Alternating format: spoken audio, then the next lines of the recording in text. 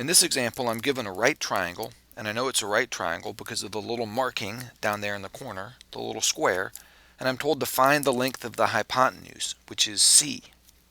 And to do this, I'll use the Pythagorean theorem. I know that the length of the hypotenuse squared, that's c squared, has to equal the sum of the squares of the other two sides. So it has to equal 6 squared plus 8 squared. And I can work that out. C squared is equal to 6 squared, which is 36, plus 8 squared, which is 64. And let's add up 36 and 64. Those add up pretty nicely to 100. So c squared is equal to 100. Well, if c squared is equal to 100, then what is c? C is the number that I have to square to get 100. So c has to be 10, and that's my answer. The length of the hypotenuse is 10. Here's another example. I'm told to find the length of the hypotenuse.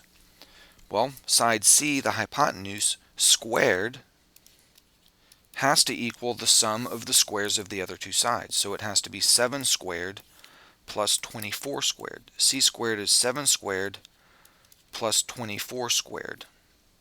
So let's work this out. C squared is 7 squared, that's 49, plus 24 squared. I don't know off the top of my head what 24 squared is, but I have a calculator handy, so I'll just do 24 squared and hit enter. It's 576. So c squared is 49 plus 576. We'll add that up. 576 and 49. That should be pretty easy. 9 and 6 is 15.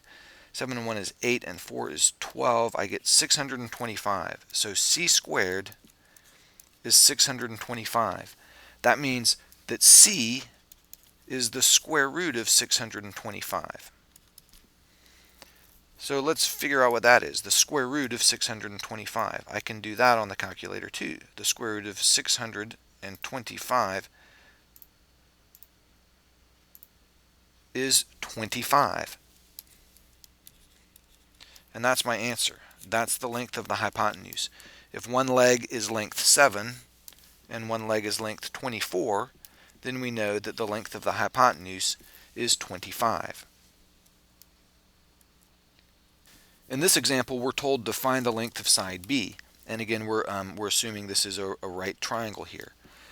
Well, B is not the hypotenuse, but I can still find it using the Pythagorean theorem. The same concept applies. I know that this squared plus that squared has to equal the hypotenuse squared. So I'll write that down. I'll write b squared plus 12 squared has to equal 15 squared. So just write that down. B squared plus 12 squared equals 15 squared. Now let's subtract 12 squared from each side. So on the left, you can see this 12 squared and this minus 12 squared will add up to 0. So those cancel each other out, leaving me with just b squared on the left. And then on the right, I have 15 squared minus 12 squared. And 15 squared is 225, and 12 squared is 144. And 225 minus 144 comes out to 81. So what I just found was b squared. B squared, I miswrote that. That's 81. B squared is 81. So that means that b has to be the square root of 81. And the square root of 81 is 9. So that's our answer, the length of side B. Notice that it ended up being less than the hypotenuse, which makes sense. The hypotenuse is always the longest side, so we were finding one of the legs in this case, and it ends up being shorter than the hypotenuse. And one more example. We're told to find the length of side A. Again, we're not finding the hypotenuse. The hypotenuse here is 50, and we're given one leg of length 10, and we're told to find the other leg, which is called A. Well, I apply what I know, the Pythagorean theorem. I know that a squared plus 10 squared will have to equal the hypotenuse squared. So I'll write that down. A squared plus 10 squared has to equal the hypotenuse, which is 50 squared. And then let's do the algebra. I'll subtract 10 squared from each side. I can do that as long as I do exactly the same thing to each side. So that the plus 10 squared and the minus 10 squared cancel each other out. So on the left side, I just have a squared remaining after those things cancel out. On the right, I have 50 squared minus 10 squared. And 50 squared is 2,500. And 10 squared is 100. And you can do that in your head. 2,500 minus 100 is 2,400. That's a squared. That's not a. That's a squared. So a has to be the square root of 2,400. And 2,400 isn't a perfect square. Let's compute this on the calculator. I'll do the square root of 2,400.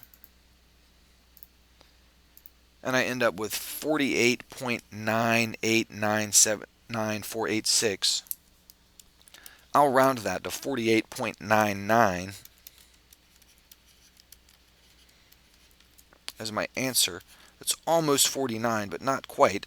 Notice that the answer isn't a perfect integer, and that's often the case in the real world. In math class, just to demonstrate the concepts, the answers are often nice round numbers.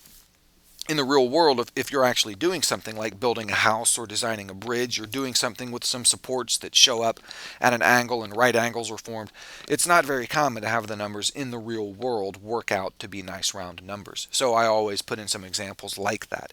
In math class, they often do, but in the real world, you often end up with decimals that could be anything. And in this case, 48.99.